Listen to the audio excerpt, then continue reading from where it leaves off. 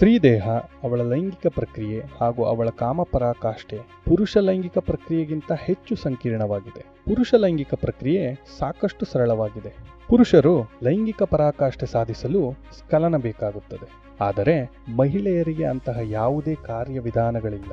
ವಾಸ್ತವವಾಗಿ ಅವರಿಗೆ ಪರಾಕಾಷ್ಠೆ ಅಂದರೆ ಆರ್ಗ್ಯಾಸಮ್ ಅಥವಾ ಸೆಕ್ಷುಯಲ್ ಕ್ಲೈಮ್ಯಾಕ್ಸ್ ಅನ್ನುವುದು ಇಡೀ ದೇಹದ ಅನುಭವವಾಗಿದೆ. ಆದ್ದರಿಂದ ನೀವು ಸೊಗಸಾದ ಪ್ರೇಮಿಯಾಗಲು ಬಯಸಿದರೆ ನಿಮ್ಮ ಸಂಗಾತಿಯ ದೇಹದೊಂದಿಗೆ ನೀವು ಪರಿಚಿತರಾಗಿರಬೇಕು. ಅವಳ ಯೋನಿಯ ಬಗ್ಗೆ ಅರ್ಥ ಮಾಡಿಕೊಳ್ಳಬೇಕು. ಸ್ತ್ರೀ ಜನನಾಂಗವನ್ನು ಯೋನಿ ಎಂದು ಯಾವಾಗಲೂ ಕರೆಯಲಾಗುತ್ತದೆ. ಇದು ತಪ್ಪು. ಸ್ತ್ರೀ ಜನನಾಂಗ ಯೋನಿಯಲ್ಲ, ಬದಲಾಗಿ ಯೋನಿಯು ಸ್ತ್ರೀ ಜನನಾಂಗದ ಒಂದು ಭಾಗವಾಗಿದೆ. ಯೋನಿಯ ರಚನೆ ಅಥವಾ ಅಂಗರಚನಾಶಾಸ್ತ್ರ ನೀವಿಲ್ಲಿ ನೋಡಬಹುದು. ನಿಮ್ಮ ಸ್ಕ್ರೀನ್ ಮೇಲೆ ಗಮನವಿರಲಿ. ಜನನ ದ್ವಾರದಲ್ಲಿ ಲೆಬಿಯಾ ಮಿನೋರಾ ಇದೆ. ಇದನ್ನು ನೀವು ಒಳತುಟಿಗಳೆಂದು ಕರೆಯಬಹುದು. ಲೆಬಿಯಾ ಮೆಜೋರಾ ಇವು ಹೊರತುಟಿಗಳು. ಜನನ ದ್ವಾರದಲ್ಲಿ ಹೋಗುವ ಸ್ನಾಯು ಕಾಲುವೆ ಅಂದರೆ ಯೋನಿ, ನಿಮ್ಮ ಶಿಶ್ನ ನುಗ್ಗುವ ಜಾಗವಿದು. ಇದು ಕ್ಲಿಟೋರಿಸ್, ಚಂದ್ರನಾಡಿ ಎಂದು ಕರೆಯಬಹುದು. ಅದರ ಮೇಲೆ ಮಾನ್ಸ್ ಪ್ಯೂಬಿಸ್, ಪ್ಯೂಬಿಕ್ ಕೂದಲುಗಳು ಇರುವ ಜಾಗ. ಇದು ಏನಸ್ ಅಂದರೆ ಗುದದ್ವಾರ. ಜನನ ದ್ವಾರದ ಕೆಳಭಾಗ ಹಾಗೂ ಗುದದ್ವಾರದ ಮಧ್ಯೆ ಇರುವುದು ಪೆರಿನಿಯಂ.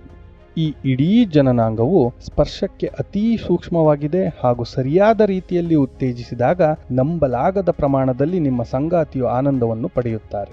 ಕೇವಲ ತಮ್ಮ ಶಿಶ್ನ ಪ್ರಸರಣದ ಪ್ರದೇಶದ ಬಗ್ಗೆ ತಿಳಿದಿರುವ ಬಹಳಷ್ಟು ಪುರುಷರಿಗೆ ಇಲ್ಲಿ ಇನ್ನೊಂದು ರಂಧ್ರವಿದೆ ಎಂಬುದೇ ತಿಳಿದಿಲ್ಲ. ಇದನ್ನು ಯುರೇತ್ರ ಅಥವಾ ಮೂತ್ರನಾಳ ಎಂದು ಕರೆಯುತ್ತಾರೆ. ಲೈಂಗಿಕ ಸಂತೋಷಕ್ಕೆ ಇದು ಮುಖ್ಯವಲ್ಲವಾದರೂ ನಿಮ್ಮ ಸಂಗಾತಿಯ ಜನನಾಂಗವನ್ನು ಪೂರ್ತಿಯಾಗಿ ತಿಳಿಯುವುದು ಉತ್ತಮ. ಸ್ತ್ರೀ ಜನನಾಂಗವು ವಿವಿಧ ರೀತಿಯ ಆಕಾರಗಳು, ಗಾತ್ರ, ಬಣ್ಣಗಳಲ್ಲಿ ಅಸ್ತಿತ್ವದಲ್ಲಿವೆ. ಆದ್ದರಿಂದ ನಿಮ್ಮ ನಿರೀಕ್ಷೆಗಳನ್ನು ಒಂದು ನಿರ್ದಿಷ್ಟ ಅಂಗರಚನಾಶಾಸ್ತ್ರ ಅಥವಾ ನೀವು ಅಶ್ಲೀಲದಲ್ಲಿ ನೋಡುವುದರ ಸುತ್ತ ನೇತು ಹಾಕಬೇಡಿ. ವೈವಿಧ್ಯತೆಯು ಸುಂದರ, ಏಕೆಂದರೆ ಅದು ನೈಸರ್ಗಿಕ. ಈಗ ಕ್ಲಿಟೋರಿಸ್ ಅಂದರೆ ಚಂದ್ರನಾಡಿಯ ಕಡೆಗೆ ಬರೋಣ. ಸ್ತ್ರೀ ಜನನಾಂಗದ ಒಳತುಟಿಗಳು ಭೇಟಿಯಾಗುವಲ್ಲಿ ಚಂದ್ರನಾಡಿ ಇರುತ್ತದೆ. ಇದರ ಗ್ರಂಥಿಗಳು ಸ್ಪರ್ಶಕ್ಕೆ ಅತೀ ಸೂಕ್ಷ್ಮವಾಗಿರುತ್ತವೆ. ಈ ಗ್ರಂಥಿಗಳು ಅಂದರೆ ಗ್ಲ್ಯಾಂಡ್ಸ್ ನಿಮಿರುವಿಕೆಯ ಅಂಗಾಂಶಗಳಿಂದ ಅಂದರೆ ಎರೆಕ್ಟೈಲ್ ಟಿಶ್ಯೂವಿನಿಂದ ಮಾಡಲ್ಪಟ್ಟಿದೆ. ನಿಮ್ಮ ಸಂಗಾತಿಯನ್ನು ನೀವು ಪೂರ್ಣ ತೃಪ್ತಿಗೊಳಿಸಬೇಕಾದಲ್ಲಿ ಇದನ್ನು ನಿರ್ಲಕ್ಷಿಸುವ ಮಾತೇ ಇಲ್ಲ. ವಾಸ್ತವವಾಗಿ ಚಂದ್ರನಾಡಿಯು ಬರೋಬ್ಬರಿ 15,000 ನರತುದಿಗಳು ಅಂದರೆ ನರ್ವೆಂಡಿಂಗ್ಸ್ ಹೊಂದಿದೆ ಎಂದು ಹೇಳಲಾಗುತ್ತದೆ. ಒಬ್ಬ ಪುರುಷನ ಶಿಶ್ನಕ್ಕಿಂತ 2 ಪಟ್ಟು. ನೀವೇ ಊಹಿಸಬಹುದು. ಸಂಗಾತಿಯನ್ನು ಹಾಸಿಗೆಯಲ್ಲಿ ತೃಪ್ತಿಪಡಿಸಲು ಕೇವಲ ತಮ್ಮ ಶಿಶ್ನಕ್ಕೆ ಕೆಲಸ ಕೊಡಲು ಹಾತೊರೆಯುವ ಪುರುಷರು ಆ ಸೊಗಸಾದ ಪರಾಕಾಷ್ಠೆಯನ್ನು ನೀಡಲು ಚಂದ್ರನಾಡಿಯ ಸರಿಯಾದ ಪ್ರಚೋದನೆ ಇದ್ದರೆ ಸಾಕು ಎಂಬುದೇ ತಿಳಿದಿಲ್ಲ. ಇದು ಶೀಘ್ರಸ್ಖಲನ ಅಥವಾ ಶಿಶ್ನ ನಿಮಿರುವಿಕೆಯ ಸಮಸ್ಯೆ ಅಂದರೆ premature ejaculation or erectile dysfunction ಸಮಸ್ಯೆ ಇರುವ ಪುರುಷರಿಗೂ ಕೂಡ ಒಳ್ಳೆಯ ಸುದ್ದಿಯಲ್ಲವೇ? ಏಕೆಂದರೆ ನಿಮ್ಮ ಸಂಗಾತಿಯ ಲೈಂಗಿಕ ಸುಖದ ಪ್ರಮುಖ ಭಾಗಕ್ಕೆ ನಿಮ್ಮ ಶಿಶ್ನ ಪ್ರಸರಣದ ಅಗತ್ಯವೇ ಇಲ್ಲ. ಈ ವಿಚಾರ ಬಹಳ ಮುಖ್ಯವಾದದ್ದು, ಏಕೆಂದರೆ 90% ಮಹಿಳೆಯರು ಕ್ಲಿಟೋರಿಸ್ ಸ್ಟಿಮ್ಯುಲೇಷನ್ ಅಂದರೆ ಚಂದ್ರನಾಡಿಯ ಪ್ರಚೋದನೆ ಇಲ್ಲದೆ ಕೇವಲ ಶಿಶ್ನ ನುಗ್ಗುವಿಕೆಯಿಂದ ಲೈಂಗಿಕ ಪರಾಕಾಷ್ಠೆಯನ್ನು ಹೊಂದುವುದೇ ಇಲ್ಲ. ಈಗ ಒಳತುಟಿಗಳ ಬಗ್ಗೆ ಅರಿಯೋಣ.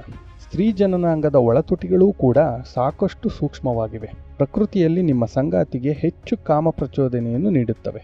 ಆದರೆ ನೀವು ಹೆಚ್ಚು ಒತ್ತಡವನ್ನು ಹಾಕುವುದು, ಹಿಸುಕುವುದನ್ನು ಮಾಡಬಾರದು.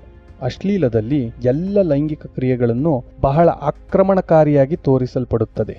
ಇದರಿಂದ ನಿಮ್ಮ ಸಂಗಾತಿಗೆ ನೋವನ್ನು ಬಿಟ್ಟು ಬೇರೇನೂ ಸಿಗುವುದಿಲ್ಲ, ನೆನಪಿರಲಿ. ಸರಿ, ಮುಂದುವರಿಯೋಣ. ನಿಮ್ಮ ಕೈ ಬೆರಳುಗಳನ್ನು ಸ್ವಲ್ಪ ಮೇಲ್ಮುಖವಾಗಿ ಬಾಗಿಸಿ ಯೋನಿಯೊಳಗೆ 2 ರಿಂದ 3 ಇಂಚುಗಳಷ್ಟು ಒಳ ಸೇರಿಸಿದರೆ ನಿಮಗೆ ವಿಖ್ಯಾತ ಜಿ ಸ್ಪಾಟ್ ಸಿಗುವ ಸಾಧ್ಯವಿದೆ. ಈ ಜಿ ಸ್ಪಾಟ್ ಪದ ಅಥವಾ ಯೋನಿಯೊಳಗಿನ ಈ ಸ್ಥಳ ಖ್ಯಾತಿ ಹೊಂದಲು ಕೆಲವು ಕಾರಣಗಳಿವೆ. ಮೊದಲನೆಯದಾಗಿ, ಇದು ಕೆಲವು ಮಹಿಳೆಯರಿಗೆ ನಂಬಲಾಗದ ಲೈಂಗಿಕ ಆನಂದವನ್ನು ನೀಡಿ ಪರಾಕಾಷ್ಠೆಯನ್ನು ಹೊಂದುವಂತೆ ಮಾಡುತ್ತದೆ ಎನ್ನುವುದು. ಎರಡನೆಯದಾಗಿ, ಲೈಂಗಿಕ ಕ್ರಿಯೆಯಲ್ಲಿ ಈ ಸ್ಥಳವನ್ನು ಕಂಡುಹಿಡಿಯುವುದು ಅಷ್ಟು ಸುಲಭವಲ್ಲ ಎಂಬುದಕ್ಕಾಗಿ.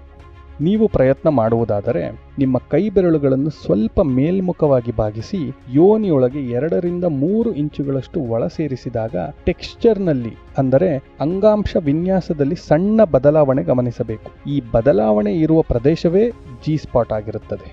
ಈ ಜಿ ಸ್ಪಾಟ್ ತಕ್ಷಣಕ್ಕೆ ಸಿಗುವುದು ಸ್ವಲ್ಪ ಕಷ್ಟ ಅಥವಾ ಟ್ರಿಕ್ಕಿ ಅನ್ನಿಸಬಹುದು.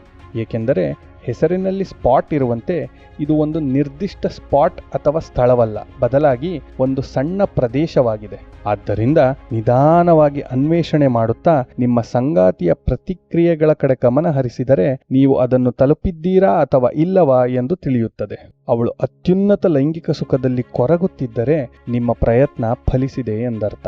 ಕೆಲವು ಮಹಿಳೆಯರು ಜಿ ಸ್ಪಾಟ್ ಸುತ್ತಲೂ ಯಾವುದೇ ಪ್ರಚೋದನೆಯನ್ನು ಅನುಭವಿಸದೇ ಇರಬಹುದು. ಇದೂ ಕೂಡ ಸರ್ವೇ ಸಾಮಾನ್ಯ. ಈಗಾಗಲೇ ಹೇಳಿದ ಹಾಗೆ ಲೈಂಗಿಕತೆಯಲ್ಲಿ ಯಾವುದೇ ನಿರ್ದಿಷ್ಟ ನಿಯಮಗಳಿಲ್ಲ.